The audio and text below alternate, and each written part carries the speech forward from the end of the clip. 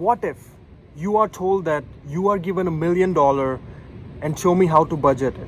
If this question is asked to millionaires or high school students or college students, even graduate students, that if you're given some lump sum amount of money, what you will do with it?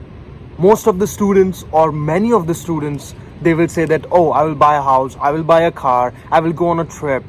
But there is not a certain answer or specific answer that I will be using this money to save or to invest. Now, this is where the school education system fails. Nobody teaches you how to invest the money, how to save money, or vice versa, like any of them. This is all fundamentals which school doesn't teach you. So in this video, I'm going to explain you 4 things which school didn't tell you, but it is must know to the university student. All the other things are temporary, but if you start saving your money, if you start investing your money, then it will be very beneficial and helpful to you in your near future. Now, when there was a survey, it was said that only 17% of the student knows how to budget and save money, and almost 10 to 15% of the university students said that they had a subject which was related to finance and they were knowing what to do. Like, there are so many things like taxes, investments, savings, credit score. There are so many things which you are not aware of. Most of the school and university, they just teach you geometry and calculus. They teach you math, physics, and all those things are not related to what I'm going to talk about today, which is about credit score history, FICO score, what is FICO and why it is important, how to save money, how to invest money. These are really very important points to succeed in your life. So in this video, we are going to cover all that, and if you want to know what are those 4 things which you should know financially to be independent and to succeed in your life, and please keep on watching, and let's get started.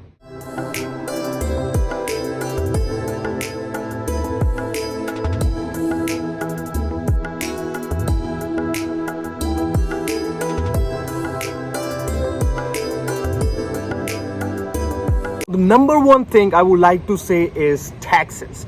Now, taxes are mysterious to many of the students, even the graduate students or people who are working jobs. Why? Because taxes, people think that if you do not make enough money, you do not need to file taxes. I would say that that's incorrect, because if you even don't make much money and you file taxes, suppose you are working as on a university campus and you are getting paid a minimum wage and you are not making that much money, you are just working 10 to 20 hours per week. So you will think that it is less amount and I don't need to file taxes. That's incorrect. Even if you do not make any money, you need to file taxes. Why? Because it's the law. And the second thing is, you might be eligible to get a refundable credit. Now, suppose you are working for an employer and he's or she is taking out your money in a, like, the taxes are getting deducted from your paycheck, and it's a simple process that you are getting paid whatever you are supposed to, and the rest of them goes to taxes. Now, that's a simple calculation, but still you need to file taxes so that if the federal government charges you more, they can refund you a credit. So it's highly important to file your taxes. Now, what are the important steps which you need to take in order to file the taxes? File on time. Now, you have to file your taxes on time. Usually the deadline is April 15th of every year. Suppose you are filing for 2020, then the deadline would be April 15, 2021.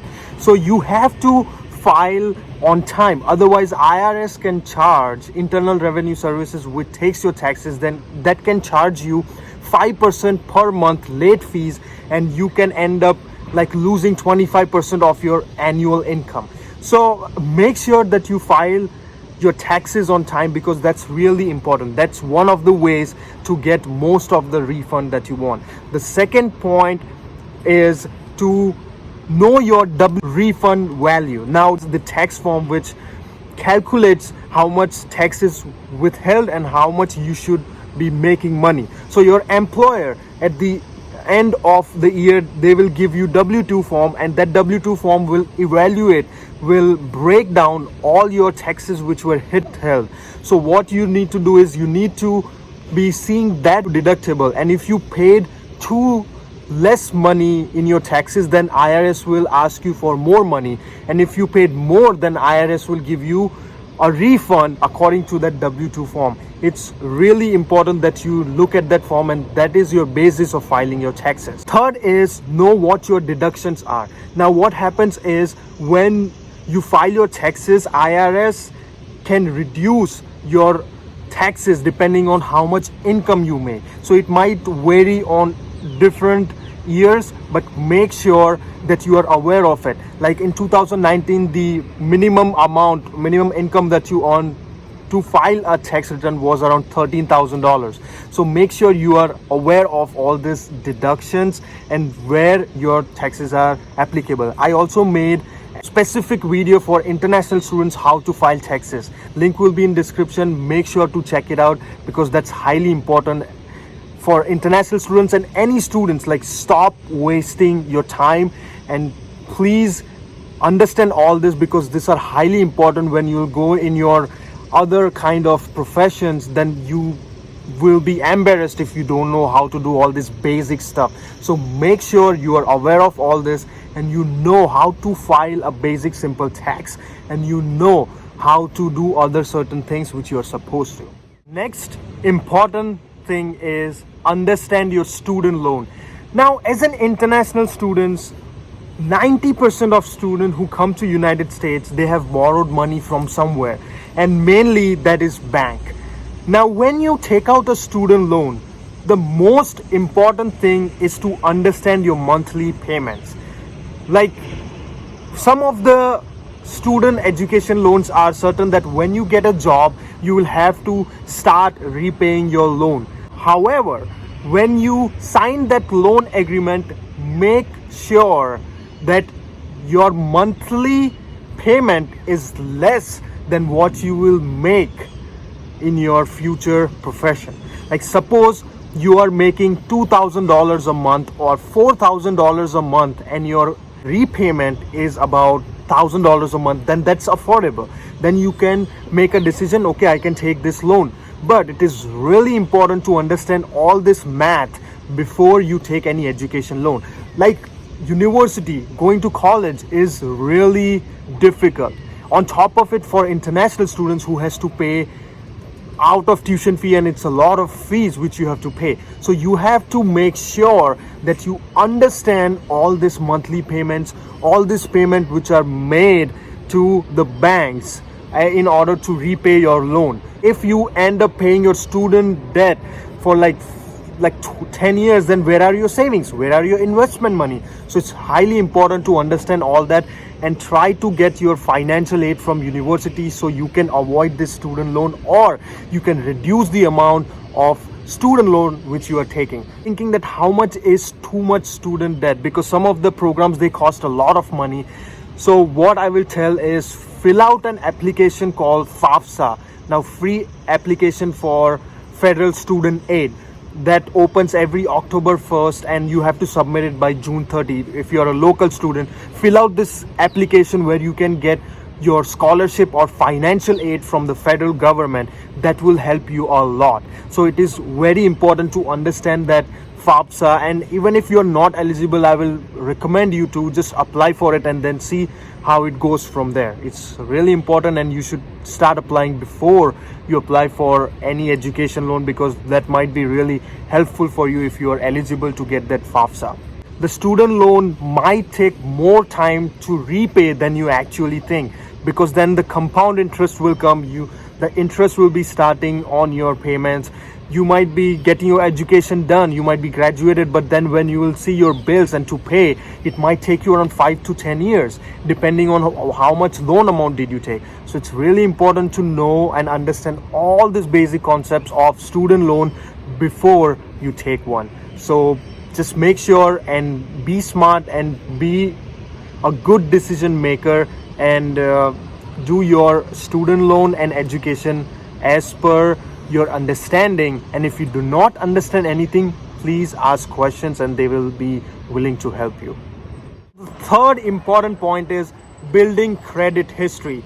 I know many people say that credit history might not be important because you should be a king of cash, and I understand that. I follow that. I mean, cash is always better way, but in United States of America, if you want to buy anything, you will need a credit score. If you want to borrow money from bank, they will see your credit score. If you want to buy a car, they will see your credit score. If you want to buy a house, they will see your credit score. Unless and until you are wealthy, you are rich, or you have saved up so much money that you are able to pay in cash, then go for cash. But if not, then credit score is the only way. Now, how this credit score works. Usually the credit report is given by three major companies in the United States, which is TransUnion, Equifax, and Experian. So these three companies basically give out your credit report. What it shows that how much money you borrowed, how much time you took to pay off that amount or debt you have, how much length of years you have had that credit cards, or basically shows that how much loans you take and how much you paid off in certain amount of time. It's just your calculation of taking debt and then paying the debt back. Like, are you capable of paying that money or not? So it's highly important to pay your money on time. And the most important you have to see is you have to utilize or use only 10% of your total amount of credit.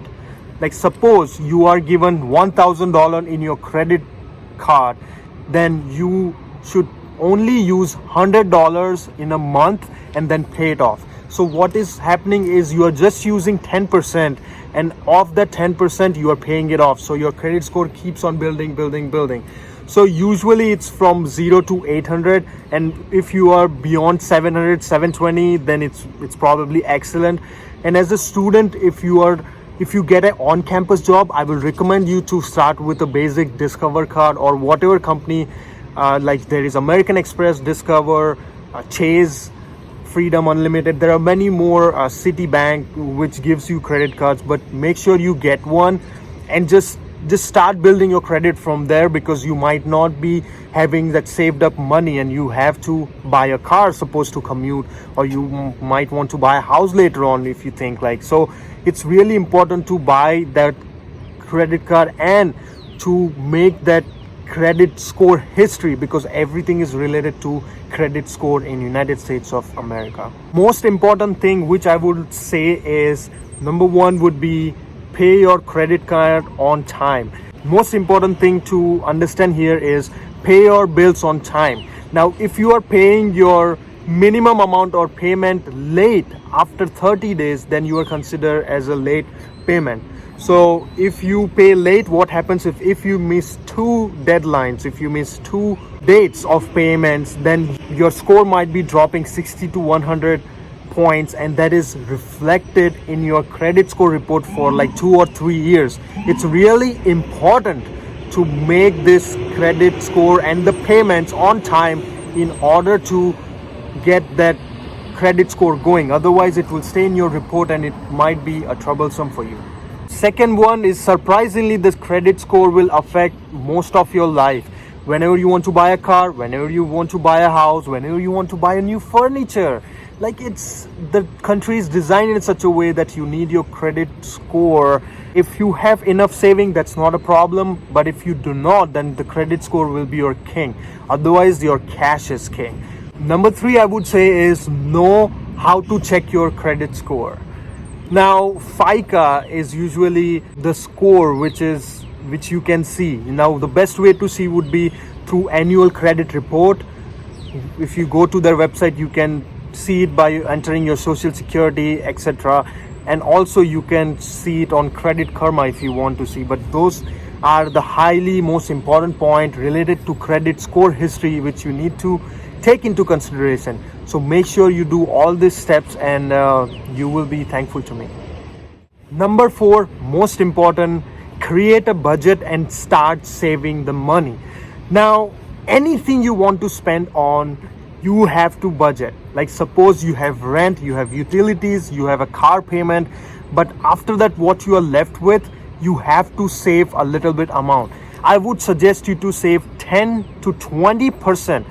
Just make it 20% of your monthly income in your savings. It depends on you how you save. Do you want to invest in 401k, or you want to keep it cash, or you want to buy real estate, or you want to just invest somewhere in stock markets? It's up to you, but make sure that you take out 20% of your income monthly or annual and try to save it. It's really important to save money, because wherever you go, you have to put a down payment which is on cash if you're going to real estate, or if you're buying a car, you have to pay a down payment. And budgeting, ask your parents, or just watch something online, or just think yourself. Budgeting is really important, that how much you are going to spend every month, so you know how to save money or how to make a step towards money. Most of the young students, they do not save money, they just spend it. That's not correct. That's not how you should do it, because you might be thinking it's fine, next day you will make up that money, you are going to get paid. But what if you lose your job? What if you get fired? What if something goes wrong and you have to go to hospital and you pay thousands of dollars of bill? So it's really important to have your savings done. You might be thinking that it's not that important, but it's highly important when it comes to budgeting and saving money. In order to save money, you have to do certain steps. Like first and foremost thing is save money. You can pay for your stuff, you can buy your own house, buy your own car. It's really important to start saving as soon as you start receiving your first paycheck. The second would be to invest in 401k. That's a retirement account which you'll hear a lot of time, 401k. But that might not be enough until the age you retire. So you have to think bigger. You have to think about buying real estate or something like that. But in order to get there, you should always start 401k plan, because that's your retirement account. And if you are a college student, you still got some option. You can get a IRA, Roth IRA. You can get a custodial IRA. I will explain you that in different details. Like that is also some of the savings money where the government doesn't take out your tax. So, and your company might have a profit sharing plan where they might be putting some amount of money for your retirement. So this all are really important. Like many of the students don't plan for their future. They say that, oh, I will see what happens later, but that's not the case. So consider all these important points in your saving money. All this information which I told you are not taught in school anywhere in the world. Why? I have no idea, but these are highly important points which you have to figure out yourself. But I'm just giving you first step, that start thinking on this step so you know exactly what you're doing.